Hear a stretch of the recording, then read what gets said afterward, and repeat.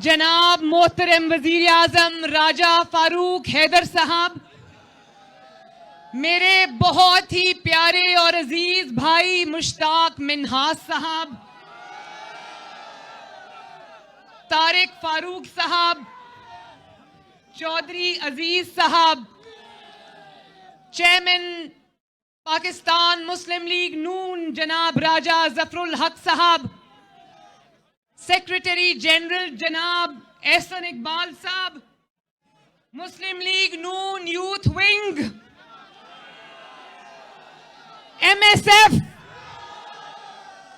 और मुस्लिम लीग नून social media wing और कश्मीर के मेरे शेरों शेरनियों, आपको कश्मीर की बेटी मरियम नवाज का तरफ से अस्सलाम अलैकुम।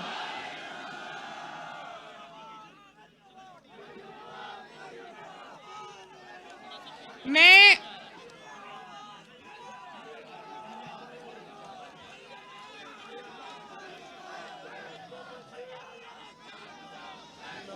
देखो, मुझे अंदाजा है कि इतना ज्यादा जज्बा है, और जब मेरे भाई मुश्ताक मिन्हास ने आपको डांटा तो मुझे अच्छा नहीं लगा। मैंने कहा कि मेरे शेरों को मैं किसी को डांटने नहीं दूंगी, इसलिए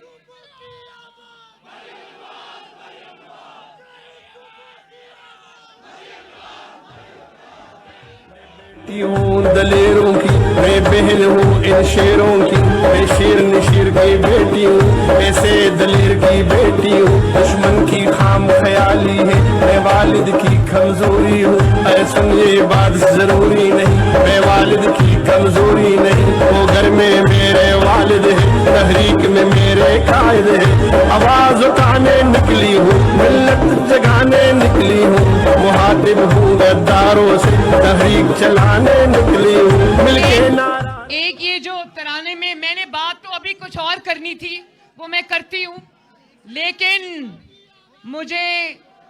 मैं बहुत आजिज़ी से ये बात कहती हूँ, और मुझे इस बात पे फख्र भी है कि मैं बहुत दलेर इंसान की बेटी हूँ जिसका नाम है मोहम्मद नवाज शरीफ। और ना सिर्फ मैं दलेर आदमी की बेटी हूं, आप भी एक दलेर आदमी के चाहने वाले हो, मानने वाले हो। और आप कश्मीरियों, आप भी, मैं मोतरफ हूं राजा फारूक हैदर साहब की दलेरी की। क्या दलेर आदमी है राजा फारूक हैदर।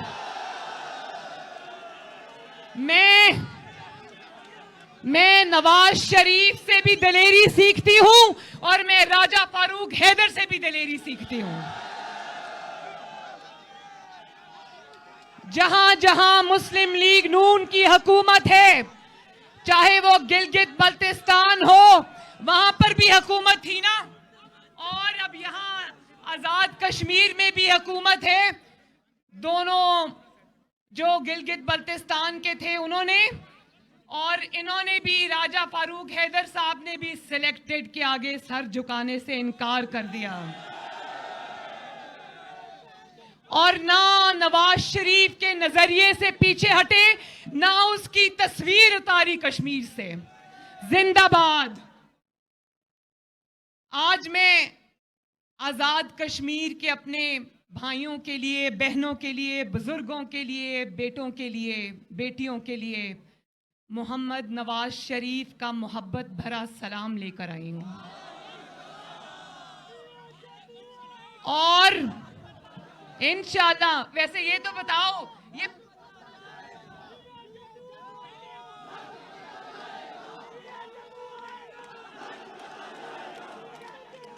ना रुकने वाला, कट जाने वाला, ना झुकने वाला, वज़ीर आज़म, वज़ीर आज़म, वज़ीर आज़म, वज़ीर आज़म। आपने कहा मियाँ जदों आएगा ते लग पता जाएगा, ये भी बता दो किसको पता चल जाएगा मियाँ जब आएगा। और और मैं मकबूजा कश्मीर के अपने बहन भाई बुजुर्गों के लिए, बेटों के लिए, बेटियों के लिए भी मोहम्मद नवाज शरीफ और मरियम नवाज शरीफ का पैगाम लेकर आई हूं। और मकबूजा कश्मीर के लिए हमारा पैगाम है कि कोशर बाया ते बेना चूमे उन पैगाम ते नवाज शरीफ उन पैगाम उससे तुवे सीत। उसका मतलब है कि मरियम नवाज शरीफ और मोहम्मद नवाज शरीफ आपके साथ हैं। और मैं मकबूजा कश्मीर वालों को ये मैसेज आज देना चाहती हूं कि जब आप पर जुल्म होता है तो नवाज शरीफ को और मरियम नवाज का दिल लहूलुहान होता है। जब आपके बेटों की शहादत होती है तो जख्म हमारी रूह पर लगते हैं। और जब इमरान की नालायकी और नाअहली की वजह से मोदी की झोली में कश्मीर जाकर गिरता है और जब पाकिस्तान इस नालायक आज़म की वजह से कश्मीर का मुकदमा हार जाता है तो जख्म पूरे पाकिस्तान के दिलों पर लगता है।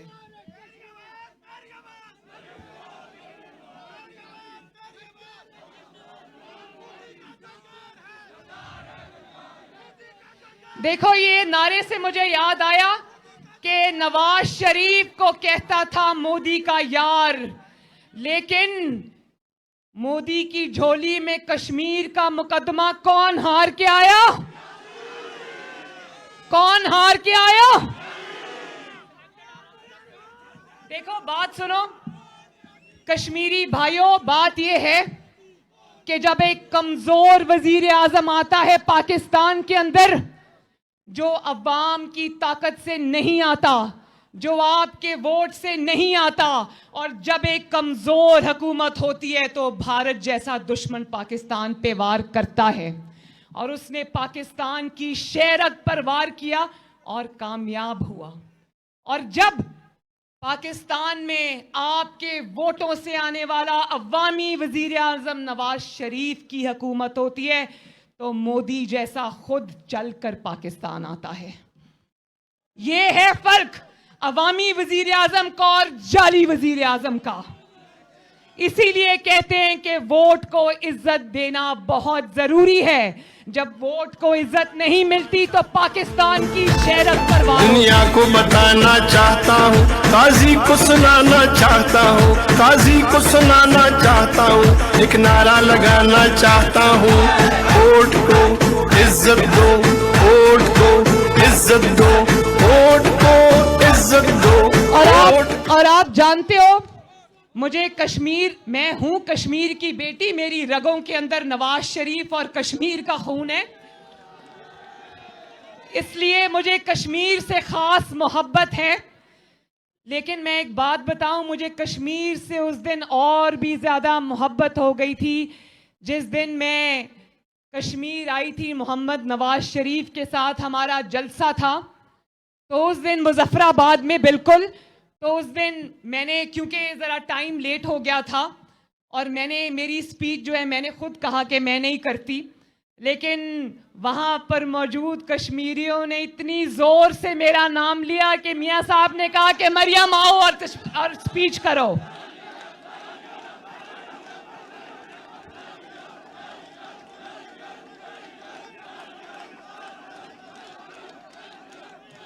उस दिन के बाद से मेरा खून का रिश्ता तो है आपसे, मेरा दिल का रिश्ता भी बन गया आपसे।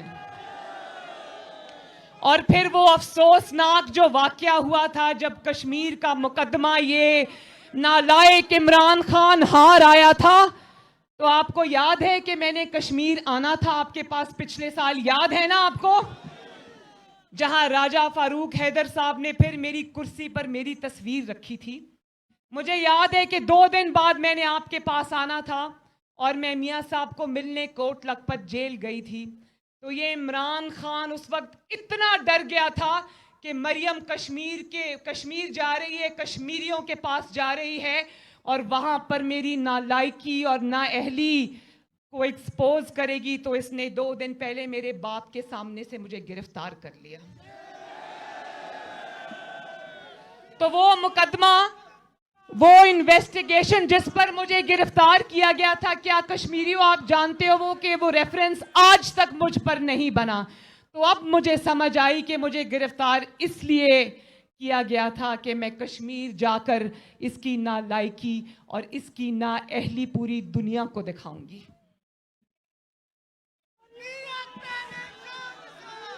सिलेक्टेड तो है, अब रिजेक्टेड भी होगा इंशाअल्लाह ताला। तो कश्मीर के मेरे भाइयों और बहनों, मुस्लिम लीग नून, अच्छा बंदा ताबेदार कश्मीर भी पहुंच गया है। मुझे नहीं पता था कि ये ताबेदार और ये बंदा ईमानदार कश्मीर भी पहुंच गया। वाह, बड़े अप टू डेट हो कश्मीरियों, शाबाश। हम सबको फख्र है, हम सबको फख्र है कि हमारा ताल्लुक एक ऐसी जमात से है, जमात मां का दर्जा रखती है। हमारा ताल्लुक पाकिस्तान मुस्लिम लीग नून से है, जो ना सिर्फ पाकिस्तान की खालिक जमात है, बल्कि इस जमात ने अल्लाह ताला के फजलो करम से नवाज शरीफ के हाथों पाकिस्तान को एक एटमी ताकत बनाया। और ना सिर्फ एटमी ताकत बनाया, बल्कि हम सबको फख्र है कि इस जमात ने पूरे पाकिस्तान के और आज़ाद कश्मीर में कोने कोने को तरक्की से सजाया और संवारा। और इसीलिए आज नवाज शरीफ की आवाज़ तो बंद है, धौंस से बंद है, धांधली से बंद है, खौफ की वजह से बंद है, लेकिन नवाज शरीफ की जिद्दोजहद ने, नवाज शरीफ के नज़रिए ने और आपकी सपोर्ट ने पाकिस्तान के कोने कोने को वो शऊर दे दिया है कि नवाज शरीफ की आवाज़ बंद है, लेकिन आज हमारे मुखालिफ भी नवाज शरीफ की ज़ुबान बोल रहे हैं।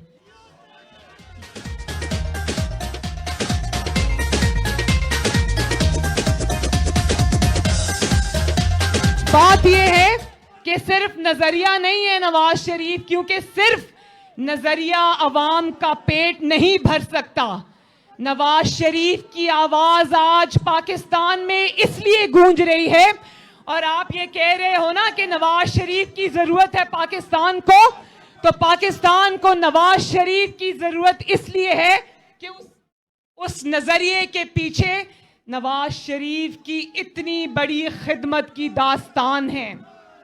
चाहे वो एटमी धमाके हों, चाहे वो मोटरवेज हों, चाहे वो बिजली के कारखाने हो, चाहे वो मईशत को जमीन के नीचे से निकाल कर 6% पे लेकर जाना हो, चाहे वो आवाम को रिलीफ देना हो, हर ईंट पे, हर कोने पे पाकिस्तान के और हर चप्पे पे पाकिस्तान के नवाज शरीफ की खिदमत का निशान लिखा है।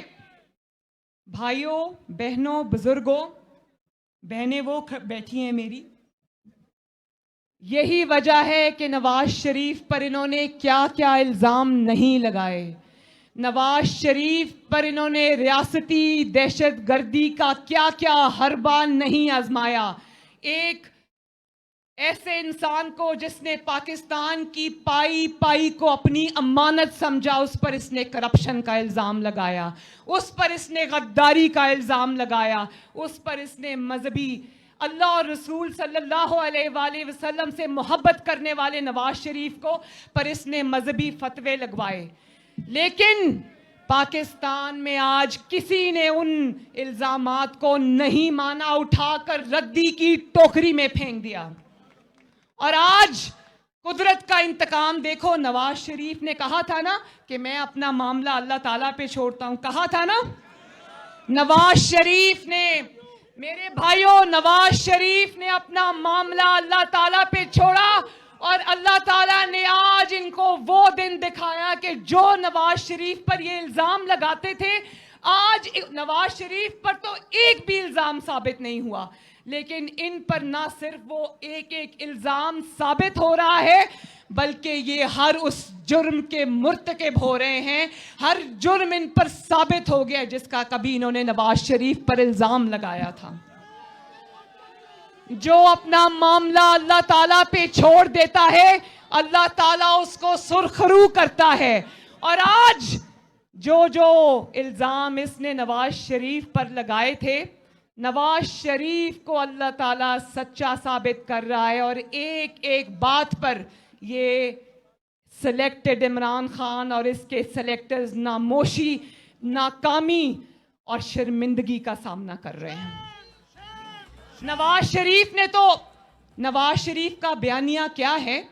नवाज शरीफ का बयानिया यही है ना कि पाकिस्तान को के अवाम जो हैं उनके ऊपर ये जिम्मेदारी है आइन की तरफ से कि हुकूमतों को लाएं भी वो और ले जाएं भी वो, वापस भी वो लेकर जाएं। जिसको चाहें वो लाएं, जिसको चाहे वो हटाएं। और उन्होंने कहा कि हुकूमत करना अवामी नुमाइंदों का काम है। तो एक एक बात उसकी सच साबित हुई। उन्होंने कहा कि स्टेट विद इन स्टेट नहीं, यहां पर स्टेट अबव स्टेट है। एक सेकंड बात सुने,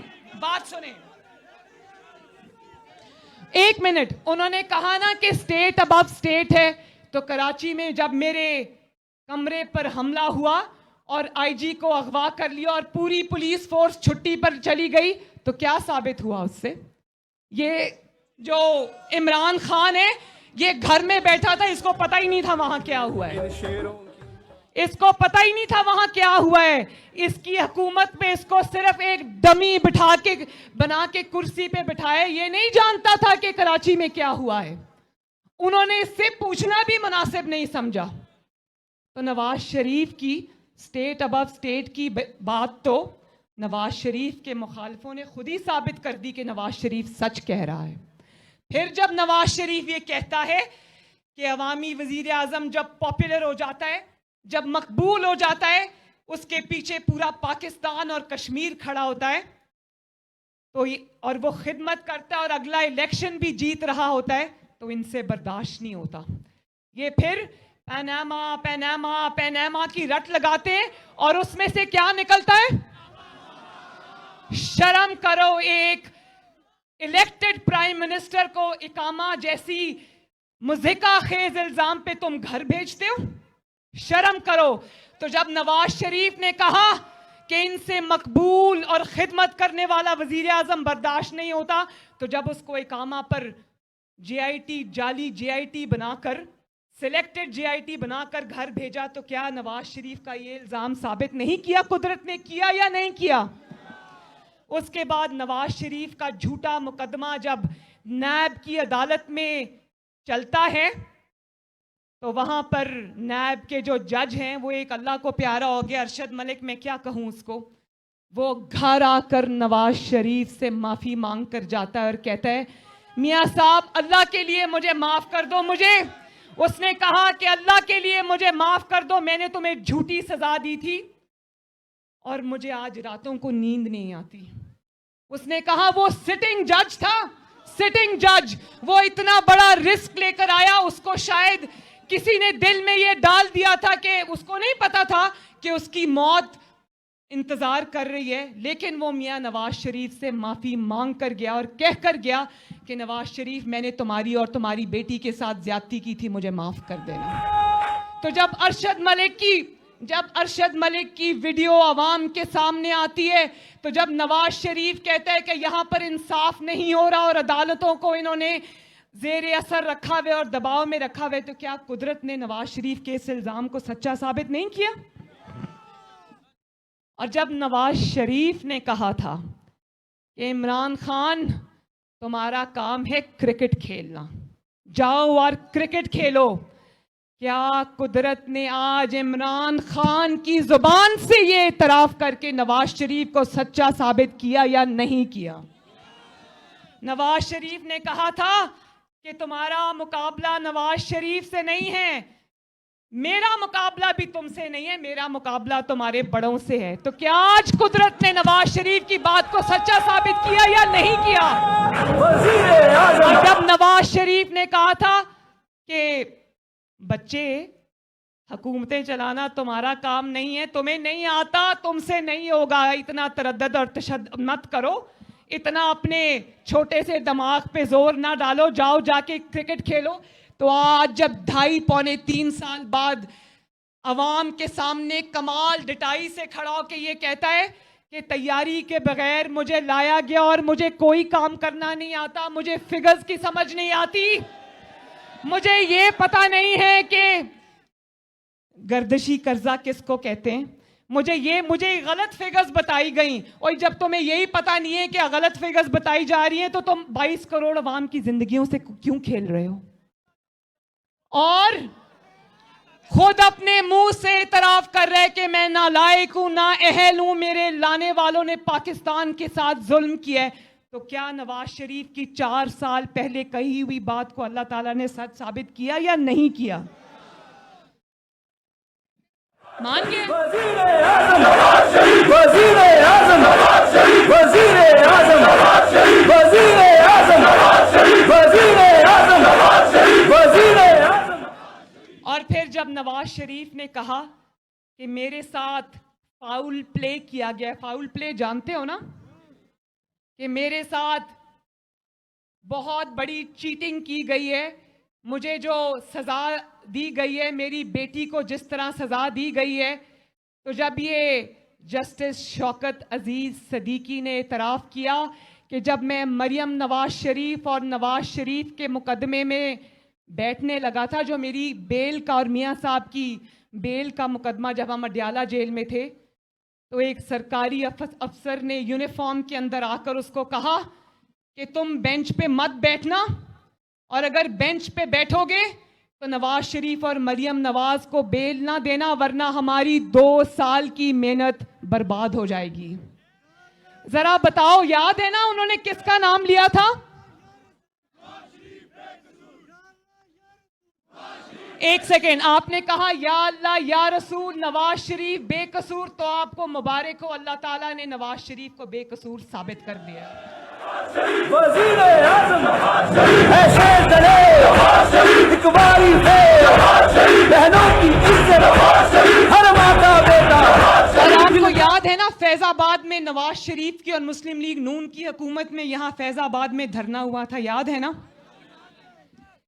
तो जब उस धरना केस के फैसले में मास्टरमाइंड बेनकाब हुए, तो क्या नवाज शरीफ के बयानिया पर मुहर नहीं लगी कि मुंतखब हुकूमत के खिलाफ साजिशें कौन करता है? लगी या नहीं लगी? तो नवाज शरीफ को अल्लाह ताला ने सच्चा साबित किया या नहीं साबित किया? और फिर उसी जज को जिसने उस धरना फैजाबाद धरना केस में दूध का दूध पानी का पानी किया और उस धरने के किरदारों को बेनकाब किया, अल्लाह ताला ने पूरी कौम को दिखाया कि उन्होंने सारे जजेस में से सिर्फ उस जज को उठाया और उसके खिलाफ एक झूठा रेफरेंस दायर किया, काजी फाइज ईसा। और ना सिर्फ उसने कहा ठहर जाओ, तुम्हारी इतनी हिम्मत के इंसाफ पर मबनी फैसला दो, हम ना सिर्फ तुम्हें रोल देंगे बल्कि तुम्हारे बीवी बच्चों को भी अदालतों के चक्कर लगवाएंगे। लेकिन सलाम है काजी फाइज ईसा पर और उसकी बीवी सरीना ईसा पर कि उन्होंने जुल्म के आगे और नाइंसाफी के आगे सर झुकाने से इनकार कर दिया।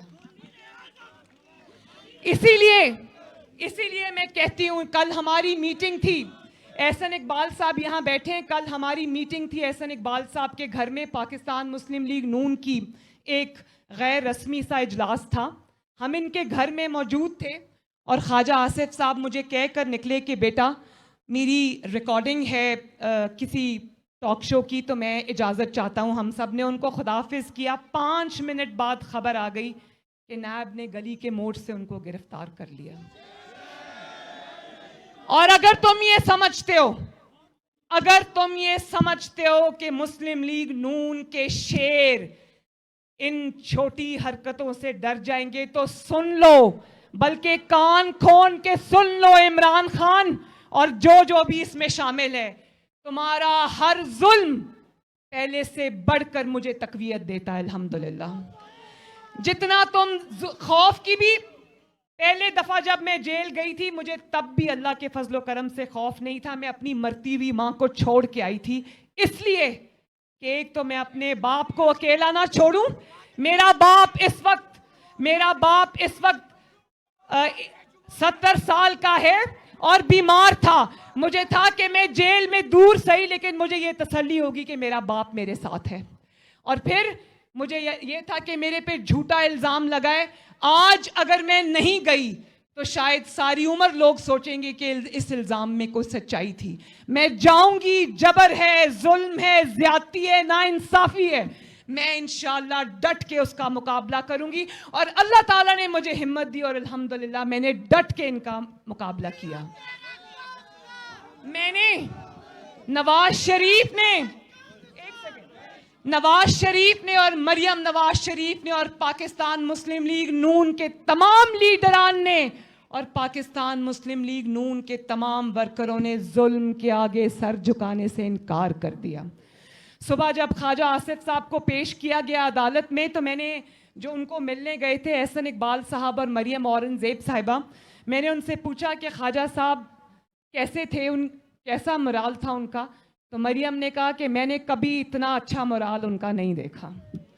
तो अगर तुम ये समझते हो कि तुम नवाज शरीफ को डरा लोगे, मरियम नवाज शरीफ को डरा लोगे, पाकिस्तान मुस्लिम लीग नून के शेरों को डरा लोगे, तो तुम्हारी ख्याम ख्याली है। पाकिस्तान मुस्लिम लीग नून के शेर पहले से भी ज्यादा बहादुरी के साथ और डट के तुम्हारे जुल्म का मुकाबला करेंगे। और इंशाअल्लाह इस जालिम और मुंतकिम मिजाज इमरान खान को जाना ही पड़ेगा इंशाअल्लाह ताला। और फिर तुम कहते हो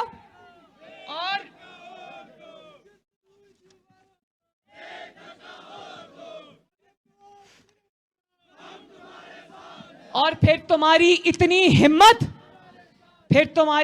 हिम्मत कि तुम कहते हो कि मुस्लिम लीग नून और ऑपोजिशन और पीडीएम फौज पर तनकीद कर रही है। तुम्हें हया नहीं आती ये बात करते वक्त?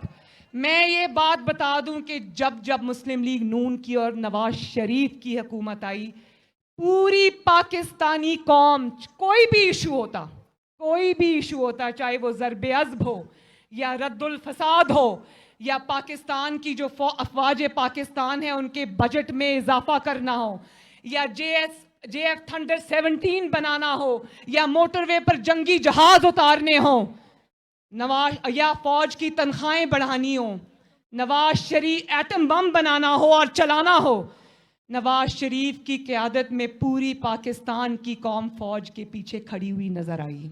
ये होती है फौज की इज्जत। ये नहीं होती फौज की इज्जत कि तुम मईशत को ज़ेरे ज़मीन ले जाओ, तुम पाकिस्तान की लुटिया डबो दो, तुम मईशत को बर्बाद कर दो, तुम रोटी 30 रुपए की कर दो, तुम टाइम पे LNG मत मंगवाओ और लोगों को सस्ती गैस ना मिले, लोगों के चूल्हों की आग बुझ जाए, तुम्हारी नालायकी की वजह से लोगों के कारोबार खत्म हो जाए, उनके रोजगार खत्म हो जाए, महंगाई इतनी बढ़ जाए। उस दिन मैं सिंध में नौडेरों में जब जलसे में थी, बेनज़ीर भुट्टो शहीद की बरसी थी, तो वहाँ पर आप यकीन करें, मेरा दिल कट गया जब मैं आवाम से बात कर रही थी, तो नीचे से जो आवाम खड़ी थी उसकी आवाज़ आई कि बीबी महंगाई ने मार दिया है हमें। और उन्होंने कहा कि दवाइयाँ नहीं ले सकते, रोटी नहीं ले सकते, सब्जी नहीं ले सकते, खाना पकाने वाला तेल नहीं ले सकते, गैस नहीं ले सकते, आटा नहीं ले सकते, चीनी नहीं ले सकते। मैं अल्लाह ताला की कसम खाकर कहती हूं कि उस दिन मुझे उन अवाम का दर्द यहां पर खंजर की तरह लगा और मैंने अपने दिल से ये वादा किया कि मुझे चाहे अपनी जान भी देनी पड़े, मैं अब इंशाअल्लाह ताला आपका मुकदमा लड़ने से पीछे नहीं हटूंगी। और कल एक और बात बताऊं, आपको पता है जब कल मैं एहसन इकबाल साहब के घर से निकली, देखो सुनने वाली बात है, सुने, जब मैं एहसन इकबाल साहब के घर से निकली तो मेरे पीछे IB की और एजेंसीज की 4-5 गाड़ियां लग गईं। तो इनको लगा कि ये मुझे गिरफ्तार करने आए हैं। तो मेरी सिक्योरिटी ने मुझे कहा कि मरियम बीबी गाड़ियां आसपास मंडला रही हैं, तो शायद ये आपको गिरफ्तार ना करने आए तो रास्ता बदले। मैंने कहा रास्ता भी यही होगा, गाड़ी भी यही होगी, करना है तो करो गिरफ्तार। अवाम को ये पता चले, मरियम नवाज को करो गिरफ्तार, ख्वाजा आसिफ को करो गिरफ्तार। अवाम को ये पता चले कि ये डरपोक आजम की टांगे कांप रही हैं। अवाम को पता चले कि जब मरियम नवाज बोलती है तो ये हुकूमती ऐवान लरस जाते हैं। उसकी वजह यह है कि मरियम नवाज जब बोलती है, मरियम नवाज की आवाज में पाकिस्तान की अवाम बोलती है।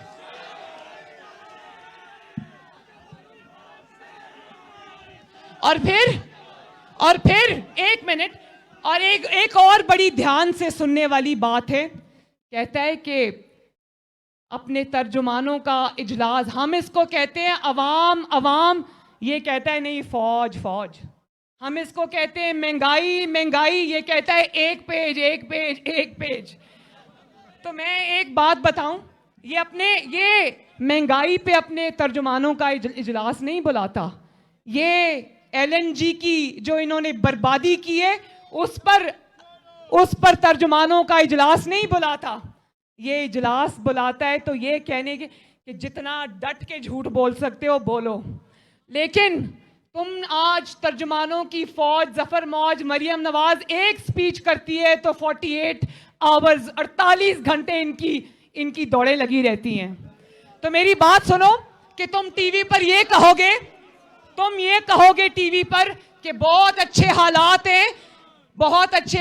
हैं, तो क्या अवाम बेवकूफ है? जिस अवाम के घर में ना रोटी है, ना गैस है, ना नौकरी है, ना कारोबार है, तुम टीवी पर जब बोलोगे वो कहेंगे कितने डिटाई से ये झूठ बोल रहे हैं। मरियम नवाज बोले ना बोले, पाकिस्तान के 22 करोड़ अवाम कह रहे हैं, टीवी देख तो कहते हैं किस डिटाई से झूठ बोल रहे हैं। जितना ये टीवी पर आएंगे और झूठ बोलेंगे हमारा उतना फायदा है, क्योंकि ये अपने आप को खुद एक्सपोज करेंगे। और ये कहता है कि फौज के खिलाफ किसी को बोलने नहीं दूंगा, मुकदमात बनाऊंगा। हाँ, फौज के खिलाफ कोई नहीं बोलता। ध्यान से इधर बात सुनो, फौज के खिलाफ हम नहीं बोलते, फौज हमारा इदारा है। फौज के खिलाफ अगर मुकदमा बोलने पर मुकदमा बनाना है तो इमरान खान की 10-12 साल पहले की जो वीडियोस हैं वो सारी हम अदालत लेकर जाएंगे। कोई JUIF के मुफ्ती कफायतुल्लाह साहब हैं, मुझे नहीं पता कि उन्होंने टीवी पर क्या बात की, सुना है उनके ऊपर गद्दारी का या फौज के खिलाफ बोलने का मुकदमा बन रहा है। अगर उनके खिलाफ मुकदमा बनेगा तो 22 करोड़ अवाम ये मुतालबा करेंगे कि इमरान खान जिसकी वीडियोस से पाकिस्तान का सोशल मीडिया भरा पड़ा है, उन वीडियोस की बुनियाद पर इमरान खान पर भी फौज के खिलाफ बोलने का मुकदमा बनाया जाए। तुम किस मुंह से कहते हो कि हम फौज के खिलाफ बात करते हैं? एक मिनट, तुम किस मुंह से कहते हो कि नवाज शरीफ फौज के खिलाफ बात करता है? नवाज शरीफ तो वो वजीर आजम है, जब उसका दौरे हुकूमत था तो मुल्क खुशहाल था, मुल्क के पास पैसा था। 2 जंगें लड़ी हैं उस दहशत गर्दी के खिलाफ जिसका तोहफा ये डिक्टेटर मुशर्रफ पाकिस्तान को देकर गया था। ज़र्ब-ए-अज़्ब लड़ी और रद्दुल फसाद लड़ी। जब नवाज शरीफ ज़र्ब-ए-अज़्ब लड़ रहा था अफवाज पाकिस्तान के साथ, रद्दुल फसाद लड़ रहा था, तो अरबों रुपए की तिजोरियों के उसने मुंह खोल दिए थे। उसने कहा था ये मुल्क से दहशत गर्दी का खात्मा होगा, पैसों की फिक्र ना करना, क्योंकि वो मुल्क में पैसे जनरेट कर रहा था, इकॉनमी चल रही थी। और जो सियाचिन पे और सरहदों पे खड़ा फौजी था उसको भी तसल्ली थी कि अगर आज मैं अपने पाकिस्तान और अपने वतन के दिफा के लिए सरहद पर खड़ा हूं और कुर्बानियां दे रहा हूं तो मेरे घर में मेरा जो बच्चे हैं उनकी फीसों के लिए पैसे हैं। उसको पता था कि अगर आज मैं महीनों वहां पर खड़ा हूं तो मेरे घर का चूल्हा जो है वो जल रहा है। आज तुम फौज करते हो, सारे फौजी जो सियाचिन पे सिपाही खड़े हैं सरहदों की हिफाजत कर रहे हैं, उनको एक ही फिक्र, उन्होंने दिफा क्या करना है, उनको एक ही फिक्र खाई जा रही होगी कि हमारे घर के चूल्हा नहीं जल रहा, मेरे घर में बच्चों के फीस के लिए पैसे नहीं है, मेरे वालिदैन बीमार है लेकिन उनकी दवाई के लिए पैसे नहीं है। भाई मुझे ये पता चला, इन्होंने मुझे लिख के दिया है कि उनका कोई रिजल्ट का इशू है, क्या है, मैं पता करूंगी और उसके बाद इंशाल्लाह आपकी बात मैं उठाऊंगी, लेकिन मुझे पता करना है कि इशू क्या है। तो सारे देखो, पाकिस्तानी फौज के अंदर भी बहुत बहुत ईमानदार और वतन से मोहब्बत करने वाले लोग हैं। वहां पर सारे पापा जॉन्स नहीं है। पापा जॉन्स को जानते हो ना? वहां सबके पास हराम का अरबों खरबों की कमाई नहीं है। वहां पर बहुत बड़ी तादाद है ऐसे हमारे फौजी भाइयों की जिनका गुजारा सिर्फ और सिर्फ अपनी तनख्वाहों पे होता है। और ये ऐसी जालिम और नालायक और नाअहल हुकूमत आई है कि शायद पाकिस्तान की तारीख में पहली बार पाकिस्तानी फौजियों की तनख्वाहें नहीं बढ़ी।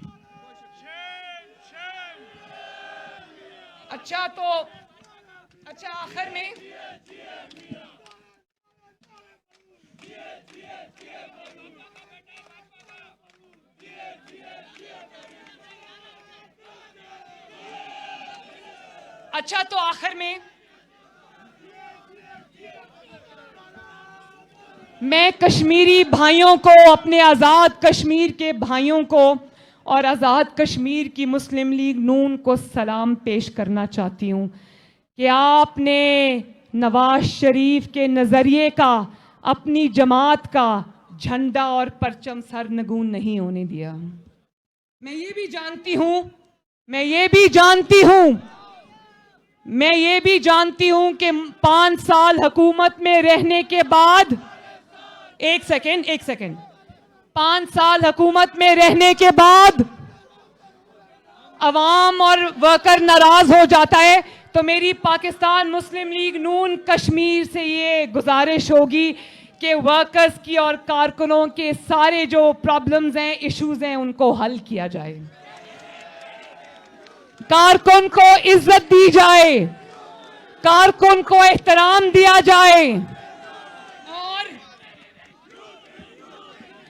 इंशाल्लाह अब इलेक्शन आ रहे हैं ना, आजाद कश्मीर का अब वोट, एक सेकेंड, वोट को इज्जत दो का नारा लगाया है ना, 1 मिनट, अब वोट को इज्जत और वोट पे पहरा देने की बारी आजाद कश्मीर की है। और इंशाल्लाह मैं आपसे वादा करती हूं कि आपकी आजाद कश्मीर की मुस्लिम लीग नून की कैंपेन आपकी बहन और बेटी मरियम नवाज लीड करेगी इंशाल्लाह। और जिस तरह गिलगित बल्तिस्तान ने मुस्लिम लीग नून के सारे लोटों को हरा दिया और रद्द कर दिया, इंशाल्लाह ताला पूरे पाकिस्तान में मुस्लिम लीग नून लोटों का मुहासरा और मुहासबा करेगी। कश्मीर जिंदाबाद, आजाद कश्मीर जिंदाबाद, मकबूजा कश्मीर जिंदाबाद। मेरे साथ मिलकर नारा लगाओ, नवाज शरीफ, राजा फारूक हैदर, पाकिस्तान पाइंदाबाद। अल्लाह हाफिज। वोट को इज्जत दो, वोट को इज्जत दो।